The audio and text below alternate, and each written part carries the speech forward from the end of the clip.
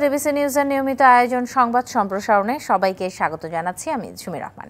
দিনে বাছাই করা সংবাদ এবং এর পর্যালোচনা নিয়ে সংবাদ সম্প্রসারণে আজ অতিথি হিসেবে অনলাইনে যুক্ত আছেন দৈনিক সমকালের উপদেষ্টা সম্পাদক আবু সাইদ খান এবং ইকোনমিক্স টাইমসের সম্পাদক শওকত মাহমুদ। স্বাগত দুজনকেই আমাদের আজকের সংবাদ সম্প্রসারণে। শুরু করতে চাই, আজ তারেক রহমানের যেই বক্তব্য ছিল নয়াপল্টনে, সেটি দিয়ে জনগণের অংশগ্রহণ ছাড়া সংস্কারের সুফল মিলবে না।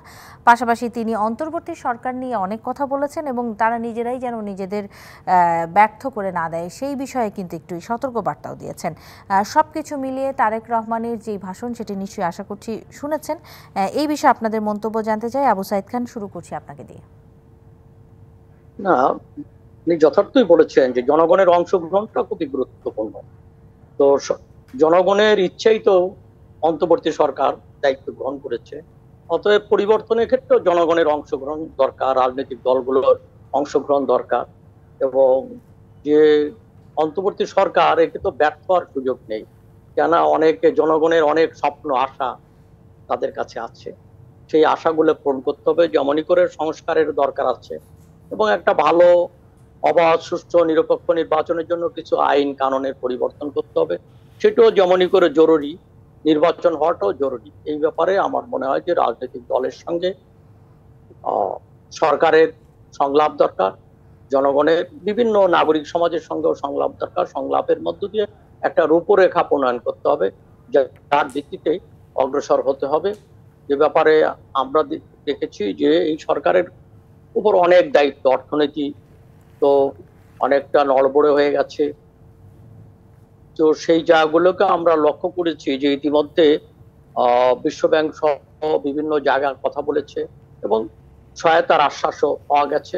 অর্থনীতি ক্ষেত্রে কিছু কিছু উদ্যোগ ইতিবাচক বলে আমার মনে হয়। এবং রাজনীতির ব্যাপারে, রাজনৈতিক সংস্কার, রাষ্ট্র ব্যবস্থা সংস্কারের ব্যাপারে কতগুলো কমিটি হয়েছে, তো তারা তাদের কার্যক্রম শুরু করেছে। আমরা আশাবাদী, ব্যক্তিগতভাবে আমি আশাবাদী এবং আমারও মনে হয় যে সরকারের ব্যর্থ হওয়ার কোনো সুযোগ নেই, সফল হতেই হবে। এবং সেই ব্যাপারে রাজনৈতিক দল এবং জনগণের সর্বস্তরের জনগণের সহযোগিতার হাত বাড়িয়ে দিতে হবে। তো একটা বিষয় হতে পারে যে নতুন এই সরকার, এখানে বিভিন্ন ধরনের লোকেরা দায়িত্ব আছেন, তো অনেক ক্ষেত্রে কিছু কিছু জায়গা তো দুর্বলতাও থাকতে পারে, সেগুলো কাটিয়ে তোলার জন্য সহযোগিতার হাত বাড়াতে হবে।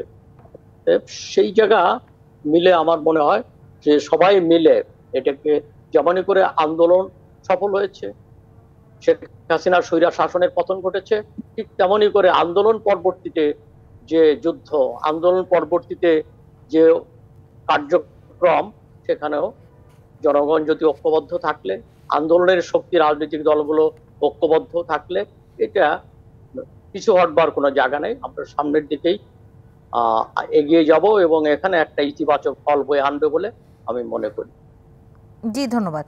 শওকত মাহমুদ, এবারে আপনার কাছে আসি। যেই অন্তর্বর্তীকালীন সরকারের প্রতি যে আশা এবং সংস্কারের যে আশা করা হচ্ছে, পাশাপাশি রাজনৈতিক দলগুলো কিন্তু নির্বাচনের উপরেও জোর দিচ্ছেন। তারা অনেকটা বলা যায় দ্রুততম সময়ে নির্বাচন চাচ্ছেন, আবার সংস্কারও চাইছেন।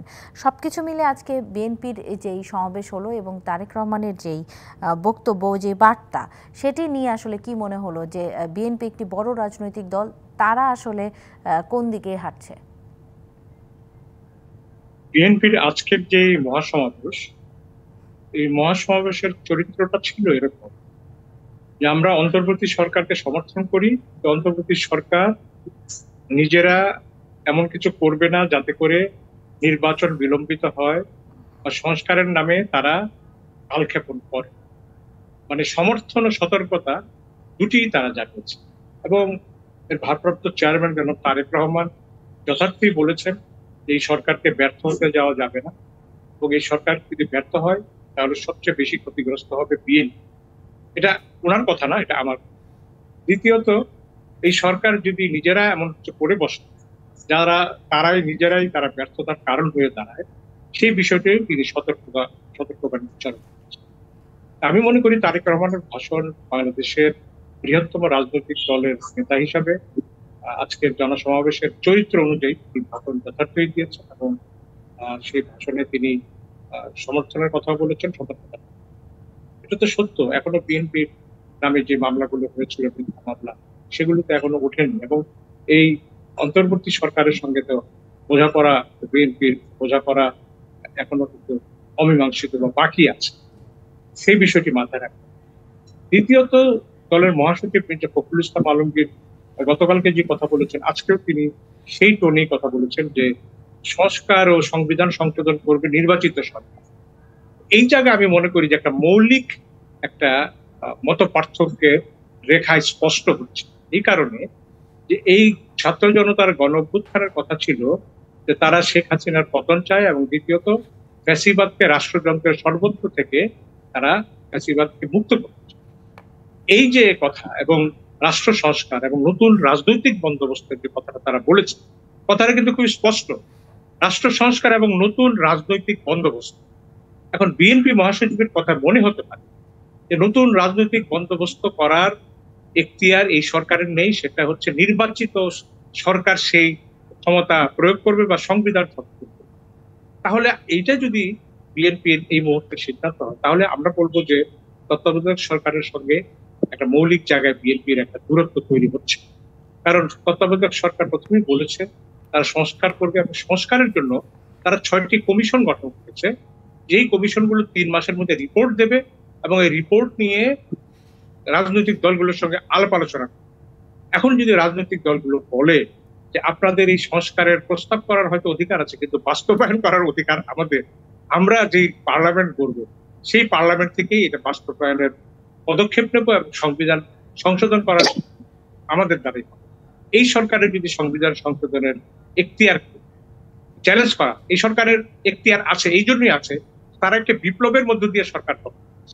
তারা একটি সংবিধান বর্ণিত যে তত্ত্বাবধায়ক সরকার ব্যবস্থা, সেই আলোকে কিন্তু এই অন্তর্বর্তী সরকার আসেনি। এই অন্তর্বর্তী সরকার মেয়াদও কিন্তু স্থির করা হয়নি, যেটা সংবিধানের আগে মেয়াদ ছিল 3 মাস। এটা 3 মাস না, এটা আরো বেশি লম্বা সময়ের সরকার। অতএব ওই সরকারের সঙ্গে এই সরকারের মিলিয়ে ফেলতে চলবে না। ওই আগের সাংবিধানিক তত্ত্বাবধায়ক সরকারের ক্ষমতা ছিল 3 মাসের মধ্যে শুধু নির্বাচন ব্যবস্থার সংস্কার করে বা কিছু একটা করে তারা সুষ্ঠু নির্বাচন ব্যবস্থা করে। কিন্তু এই সরকারের দায়িত্ব হচ্ছে সুষ্ঠু নির্বাচনের জন্য তারা একটা স্থায়ী একটা মেকানিজম তৈরি করতে চান। দ্বিতীয়ত, তারা রাষ্ট্রের যেসব জায়গায় সংস্কারের কথা, এটা আগেও আমাদের এই রাজনৈতিক দলগুলো বলেছে, বিএনপি বলেছে বা গণতন্ত্র মঞ্চের দলগুলো বলেছে, সবাই রাষ্ট্র সংস্কারের কথা বলছে। এখন এসে আমরা যদি বলি যে এই রাষ্ট্র সংস্কারের বিষয়টি এটা পরে রাজনৈতিক সরকার করবে, তাহলে আমার মনে হয় এটার মধ্যে একটা ভুল বোঝাবুঝির অবকাশ থাকতে পারে। সেই জন্য আমি বলবো যে তত্ত্বাবধায়ক এই অন্তর্বর্তী সরকারকে সময় দেওয়া, এবং তারা কি ধরনের সংস্কার প্রস্তাব করে এবং সেই প্রস্তাবগুলোর যেগুলো বাস্তবায়নযোগ্য আমি মনে করি সেই বাস্তবায়ন যোগ্যতা এটা রাজনৈতিক দলগুলোর সমর্থন নিয়ে করতে হবে। তা না হলে পরবর্তী রাজনৈতিক সরকার সংসদে সেই সংস্কার প্রস্তাবনাগুলো বাতিল করে দিতে পারে, রহিত করে দিতে পারে। সেই জায়গায় আমি বলি যে আজকের বিএনপির জনসভা থেকে একটা মিক্সড মেসেজ আছে, কিন্তু এরপরেও এই সরকারের প্রতি তার সমর্থন। বলেছেন এই সরকার ব্যর্থ হলে এটা সবার ব্যর্থতা, আবার বলেছেন এই সরকার যদি নিজেই ব্যর্থতার কারণ হয় তাহলে কিন্তু এটা জনগণ ভুল বুঝবে। এই ধরনের কথাবার্তা আমি মনে করি এটা বিএনপির জনসভার স্বাভাবিক এটা বাক্য প্রক্ষেপণ বলে। জি, আমরা আলোচনা করব আজকের অন্যান্য সংবাদগুলো নিয়ে। একটি বিরতি নিয়ে ফিরছি, আমাদের সাথে যুক্ত থাকুন। দর্শক, সালাম স্টিল নিবেদিত সংবাদ সম্প্রসারণে একটি বিরতি নিচ্ছি, সঙ্গেই থাকুন। বিরতির পর আবারও স্বাগত সালাম স্টিল নিবেদিত সংবাদ সম্প্রসারণে। আজ আমাদের সাথে অনলাইনে যুক্ত আছেন দৈনিক সমকালের উপদেষ্টা সম্পাদক আবু সাইদ খান এবং ইকোনমিক টাইমসের সম্পাদক শওকত মাহমুদ। দুজনকে আরও একবার স্বাগত জানাচ্ছি। আলোচনা করতে চাই, আজ এস জয়শঙ্কর ভারতের পররাষ্ট্রমন্ত্রী যেই মন্তব্যটি করেছেন যে ঢাকার সাথে সম্পর্ক স্থিতিশীল রাখতে চায় নয়াদিল্লি, এবং পররাষ্ট্র উপদেষ্টাও বলেছেন আজ যে শেখ হাসিনা ভারতে কোন স্ট্যাটাসে আছেন সেটি সরকার জানে না।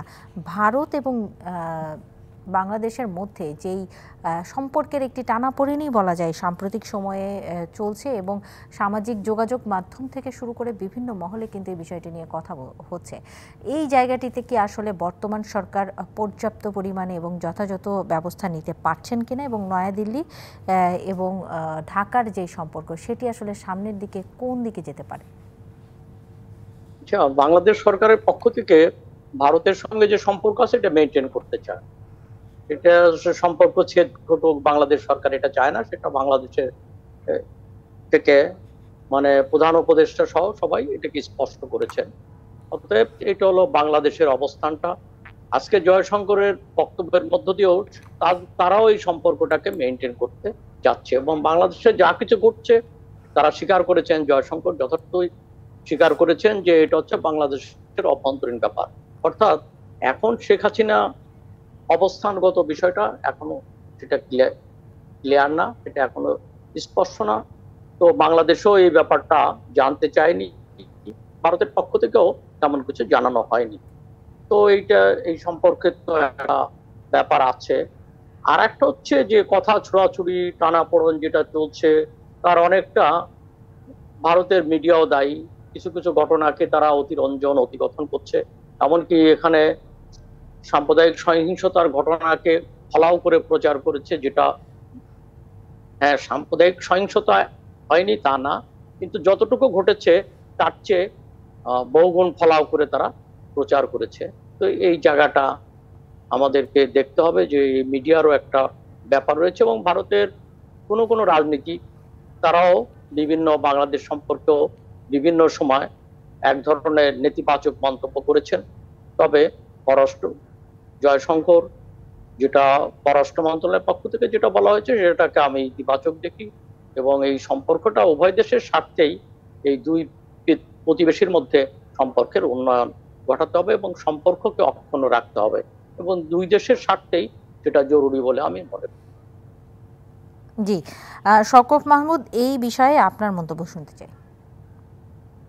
দেখুন, ভারতের যে উপলব্ধি যে বাংলাদেশের সাম্প্রতিক ঘটনাটা তার অভ্যন্তরীণ বিষয় এবং ভারত বাংলাদেশের সঙ্গে স্বাভাবিক সম্পর্ক রাখতে চায়, এটি আমার কাছে মনে হয়েছে যে গত বেশ কয়েকদিনের মধ্যে এটি একটা নতুন একটা মোড়ের মানে পরিচয় দিচ্ছে। কারণ ভারত বাংলাদেশের ঘটনাকে অভ্যন্তরীণ বিষয় বলছে। এর আগে আমরা প্রধানমন্ত্রী মোদীর স্বাধীনতা দিবসের ভাষণে বাংলাদেশে হিন্দুদের উপর নির্যাতন হচ্ছে, তারপরে ভারতের পররাষ্ট্রমন্ত্রী বলেছেন বাংলাদেশে একটা ভায়োলেন্ট চেঞ্জ হয়েছে, মানে একটা সহিংস পরিবর্তন হয়েছে। ভারতের প্রতিরক্ষা মন্ত্রীর কথা তারা যে বাংলাদেশের অভ্যন্তরীণ বিষয়টা ইউক্রেনের মতো একটা বিষয়, ভারতীয় মিলিটারি কমান্ডারদেরকে সতর্ক থাকার আহ্বান জানিয়েছে।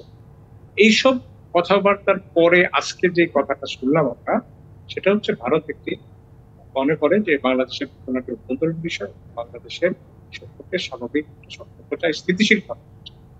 আমরা ভারতের পররাষ্ট্রমন্ত্রীর এই বক্তব্যকে সাধুবাদ জানাই এবং আমরা মনে করি যে ভারত যদি সত্যিকার অর্থেই বাংলাদেশের সঙ্গে তার স্থিতিশীল সম্পর্ক চায়, আরেক দিকে ভাবতে গেলে ভারতের এই চাওয়ার কোনো বিকল্প নেই। কিন্তু ভারত বাংলাদেশের সঙ্গে সম্পর্ক একটি অস্থিতিশীল সম্পর্ক মেনটেন করার সক্ষমতা ভারতের এখন নেই।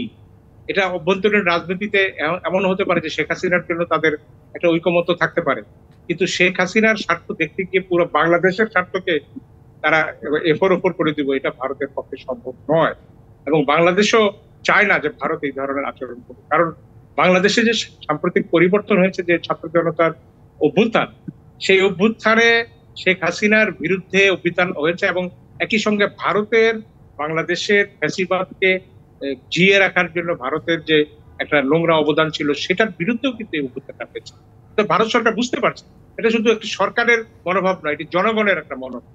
সেই কারণেই ভারত বলছে তার একটি সম্পর্ক স্বাভাবিক করতে চায়। আমরাও মনে করি যে এটা করা প্রয়োজন এবং আমাদের পররাষ্ট্র উপদেষ্টা বলেছে যে শেখ হাসিনা ওখানে কোন স্ট্যাটাসে আছে জানতে চাওয়ার প্রয়োজনই পড়ে না। কারণ এটা সবাই জানে যে এটা একটা পলিটিক্যাল একটা স্ট্যাটাস বা একটা দয়া করে ভারত রেখে দিয়েছে তাদের সাথে।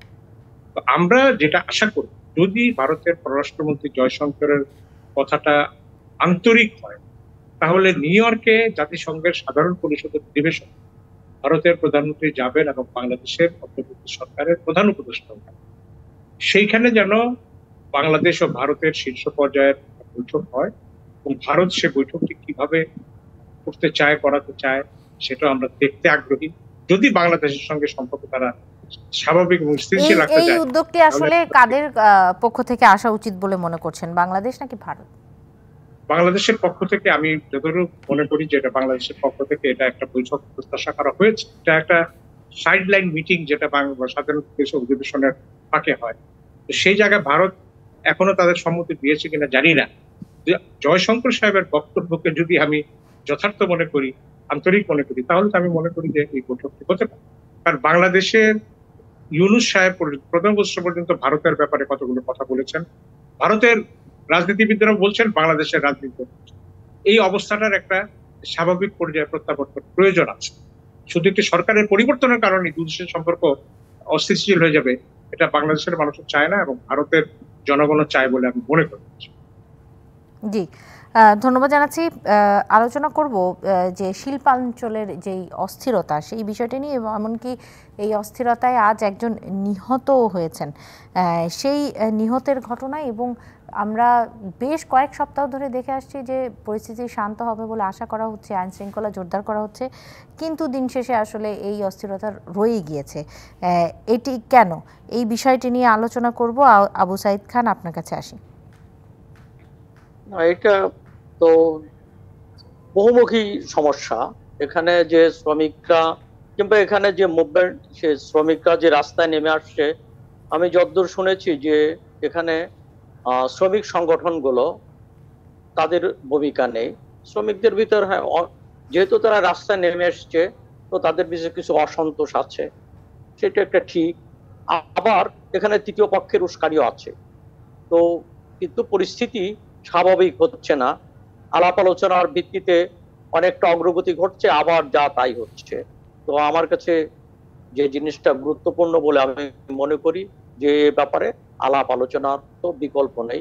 আলাপ আলোচনার মধ্য দিয়ে এটা সমস্যার সমাধান করতে হবে, এবং শ্রমিকদের চাওয়াটাও বিবেচনায় রাখা দরকার, আসলে তারা কি চাইছে। এবং সেই চাওয়াটার সঙ্গে একটা জিনিস শ্রমিকদেরকেও মনে রাখতে হবে, যে এমন কিছু করা উচিত নয় যেটা এখানে পরিবেশ নষ্ট হতে পারে, এবং বিদেশিরা তো এখানে বায়ার, বিদেশিরা এই পণ্য কিনছে, তারা মুখ ঘুরিয়ে নিলে সেটা মালিক পক্ষ এবং শ্রমিক সবাই ক্ষতিগ্রস্ত হবে। জি, এই আলোচনাটি পর্যাপ্ত হচ্ছে কিনা সেটা নিয়ে আসবো, আবারও ফিরবো। আরেকটি বিরতির সময় হয়েছে, এক লাইন শেষ করি। আলাপ আলোচনার মধ্য দিয়ে এই বিষয়গুলোর সমাধানের পথ খুঁজতে হবে।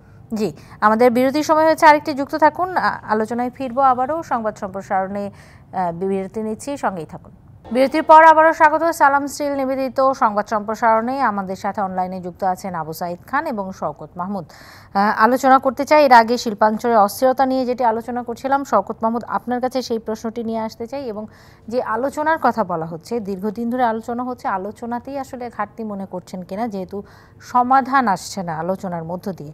পাশাপাশি আরেকটি প্রশ্ন জুড়ে দিতে চাই, এই বছরে আজকে বিশ্বব্যাংক থেকে ৩০০ কোটি টাকা ঋণের সহায়তা পাওয়া গেছে, এবং বিভিন্ন জায়গা থেকে বাংলাদেশ যখন অর্থনৈতিক সংকটে রয়েছে ঋণের সহায়তার আশ্বাস পাচ্ছে। এটি আসলে আমাদের অর্থনীতি পুনরুদ্ধারে কতটুকু ভূমিকা রাখবে?